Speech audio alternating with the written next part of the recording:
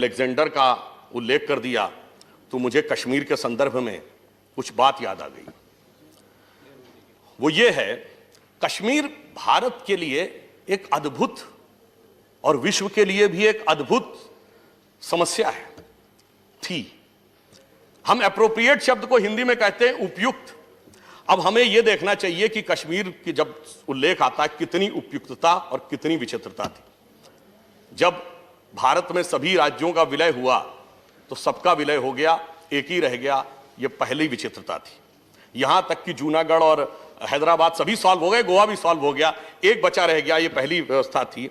और अब जो उन्होंने कहा था सिकंदर, संयोग से हम सभी पढ़ते हैं अलेक्जेंडर के बारे में, पर बहुत कम लोगों को इस बारे में ध्यान होता है कि भारत का भी एक राजा था जिसको अलेक्जेंडर ऑफ इंडिया कहा जाता था, और वो था कश्मीर का राजा ललितादित्य मुक्तापीठ, जिसने कि आज के ईरान, आज के चाइना के बड़े हिस्सा, कैस्पियन सी, सेंट्रल एशिया और यह तक कहा जाता है कि कैस्पियन सी तक उसका राज्य था। मगर अफसोस, दूसरी विचित्रता क्या थी? स्वतंत्र होते ही वो भूमि जहां से अलेक्जेंडर ऑफ इंडिया निकला था, उस भूमि का हिस्सा टेरिटरी चली गई दूसरों के हाथ में। दूसरी विचित्रता थी। तीसरी विचित्रता थी कि दुनिया में कहीं भी आपने युद्ध देखा होगा तो जो सेना जीत रही हो, जो देश ताकतवर हो, वो युद्ध विराम नहीं करता। यहां हम बड़े थे, हम जीत रहे थे, 48 घंटे की और बात थी, हमने युद्ध विराम कर दिया। अगली विचित्रता थी कि दुनिया में कहीं भी आपने देखा होगा युद्ध के दौरान वही देश संयुक्त राष्ट्र संघ में जाता है जो कमजोर पड़ रहा हो। यहां हम मजबूत थे, हम संयुक्त राष्ट्र संघ में चले गए। और यह भी ध्यान रखने की बात है, संयुक्त राष्ट्र संघ 3 वर्ष का था। हमने उसकी अथॉरिटी बढ़ाई, हमने उसकी लेजिटिमेसी बढ़ाई। उस जमाने में 2-2.5 वर्ष पुराना था। अक्टूबर 1945 में संयुक्त राष्ट्र संघ का गठन हुआ था। इसलिए मैं अब एक और बात कहना चाहता हूं। हमारे विरोधी पक्ष वालों को शायद उचित लगे, पर उन्हें याद दिलाना बहुत जरूरी है। कश्मीर भारत का एकमात्र राज्य था जो सेकुलर नहीं था। क्यों?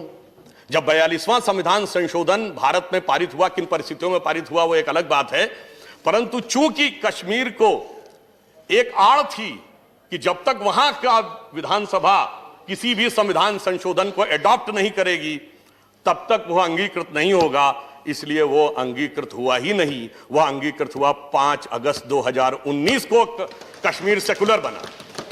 यानी बड़ी मजेदार बात है, जो राज्य संवैधानिक दृष्टि से सेकुलर नहीं था वही सेकुलरिज्म का प्रतीक था। और यहां एक और बात थी, घाटी में 97% लोग अल्पसंख्यक थे और 2% लोग बहुसंख्यक थे। इसलिए मैं कह रहा हूं विचित्रताओं से भरा हुआ था और उस सारी विचित्रताओं का निवारण हमारी सरकार ने किया है। और एक और बिंदु कहना चाहता हूं, भारत में जितने भी राज्य हैं, एक ही राज्य ऐसा है जिसका वही नाम चला आ रहा है जो प्राचीन काल से, वो है कश्मीर। नीलमत पुराण में कश्मीर लिखा है और कल्याण की राजतरंगी में कश्मीर लिखा। बाकी सभी राज्यों के पुराने नाम कुछ और थे, आज कुछ और बदल गए। तो मतलब भारत की प्राचीन शाश्वत संस्कृति का भी प्रतीक था। और मैं एक और ईमानदारी से कहता हूं, हम ये भी कहते हैं कि कश्मीर तो सूफी परंपरा का भी अंग था। तो मैं पूछना चाहता हूं, जो लोग ये कहते हैं कि कश्मीर में पहले ऐसा था आज ऐसा हो गया, तो जो कुछ कश्मीर में हुआ 60-70 सालों में, सूफियों के 4 बड़े सिलसिले हैं, सोहरावर्दी, चिश्ती, नक्शबंदी और कादरी। आज चारों के मरकज कहां है कश्मीर में? कहीं नहीं, खत्म हो गया सब कुछ। तो सब प्रकार की संस्कृति खत्म हुई थी और हम सब प्रकार की संस्कृति को आगे स्थापित करने का प्रयास कर रहे हैं। और अभी देखिए कि उल्लेख उन्होंने किया था कि पंडित नेहरू जी ने एक संकल्प किया था, तो मुझे याद आता है अटल जी ने एक पंक्ति लिखी थी कि गिलगित से गारो पर्वत तक आजादी अभी अधूरी है, सपने सच होने बाकी हैं, रावी की शपथ न पूरी है। ये रावी की शपथ क्या थी? ये 26 जनवरी 1930 को लाहौर कांग्रेस अधिवेशन जो रावी के तट पर हुआ, जिसमें पूर्ण स्वराज्य का प्रस्ताव पारित हुआ था और उसकी अध्यक्षता पंडित नेहरू ने की थी। शपथ उनकी थी, अधूरी रह गई थी, अटल जी के हृदय में पीड़ा थी और मोदी जी ने वो शपथ पूरी करके दिखा दी। तो इसलिए मैं उनको साधुवाद देते हुए कहूंगा कि दर्द की रात गई, गम के जमाने भी गए और मोदी जी की हिम्मत से कई दाग पुराने भी गए। अब मैं ये कहना चाहता हूं, अधिक विस्तार में न जाते हुए, अब देखिए अभी इन्होंने एक और उल्लेख किया था शक्ति सिंह जी ने। मैं इसके में जो और रोड के लिए कितना किया है, हमने कंस्ट्रक्शन के लिए कितना किया है, मेडिकल एजुकेशन के लिए 1456 करोड़ रुपए किया है, एग्रीकल्चर और हॉर्टिकल्चर के लिए 2008 करोड़ किया है। परंतु उन्होंने एक बड़ी अच्छी बात कही, कभी कभी बरबस सच्चाई मुंह से निकल जाती है। उन्होंने कहा कभी कभी बेटा लायक ना हो तो पिता की सारी विरासत को नष्ट कर देता है। कौन बेटा कौन? नहीं, मैं कुछ नहीं कहना चाहता है। सब लोग समझदार हैं, सदन में बैठे हुए सभी लोग बहुत। और जवान बेटा किसकी सुनता है, और यदि वो चिर युवा हो तो और भी नहीं सुनता। इसलिए कई बार ऐसा हो जाता है कि अगर आपको कोई चीज एहसास हो रही, मतलब जो चीज सामने दिख रही हो वो भी नहीं दिखती है, अरे देखने वाले को तो भगवान नहीं दिखता। तो उनके लिए जब उन्होंने अभी कहा तो मुझे एक पंक्ति याद आई कि नई उम्रों की खुद मुख्तारियों को कौन समझाए। अपने आप में वो हो जाता, अब तो मैं बड़ा हो गया, मैं समझदार हो गया। नई उम्रों की खुद मुख्तारियों को कौन समझाए, कहां से बच के चलना है, कहां जाना जरूरी है, और सलीका नहीं आता उसे शायद एहसास करने का, जो कहता है खुदा है तो नजर आना जरूरी है।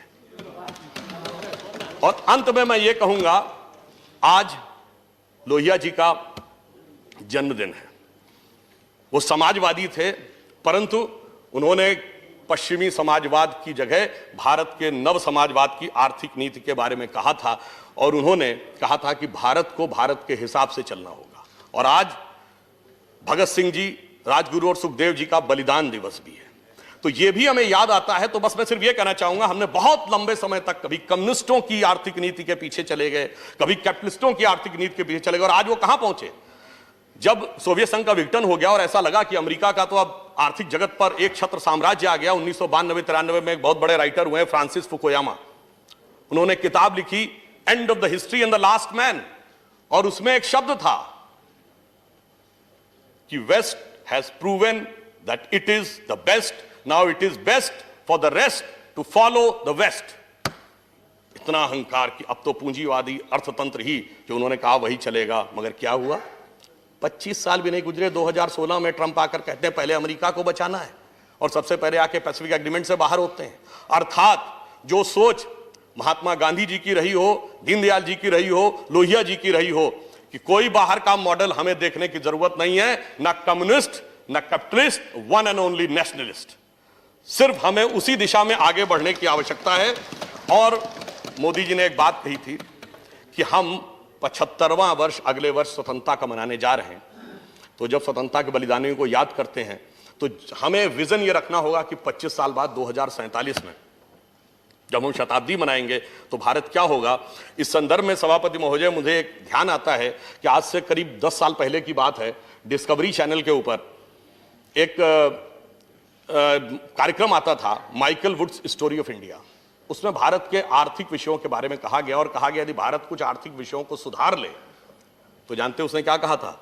उन्होंने ये अनुमान लगाया कि शताब्दी का मध्य आते आते, यानी 2047 आते आते, हम चीन से अधिक बड़ी अर्थव्यवस्था हो सकते हैं और हम अमेरिका से भी बेहतर हो सकते हैं। तो उसने शब्द जानते क्या प्रयोग किया, that if India goes in a right direction by the mid of this century, India can be the biggest and the richest nation on earth.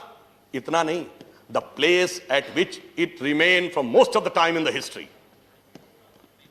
यानी हम सबसे बड़े और संपन्न राष्ट्र, मगर जो हम हमेशा ही रहे थे। इसलिए जो कुछ उन्होंने कहा है, जो कुछ हमारे बलिदानियों के मन का भाव था, जो कुछ हमारे आर्थिक दृष्टिकोण के देवताओं के मन का वाक्य था, वो सब पूरा होगा। अब मोदी जी ने सब कुछ राइट डायरेक्शन में कर दिया है, and the politics is also going in right direction. तो सिर्फ यह पंक्ति कहकर बात समाप्त करता हूं कि जो कुछ हमने वैदिक काल से आज तक सोचा था, भारत उसी अनुसार आगे बढ़ेगा। फल फूल से लदी हो औषध अमोघ सारी, हो योग क्षेमकारी, स्वाधीनता हमारी सुरक्षा और समृद्धि कारक हमारी स्वाधीनता होगी। यह कहते हुए मैं समर्थन करता हूं। धन्यवाद।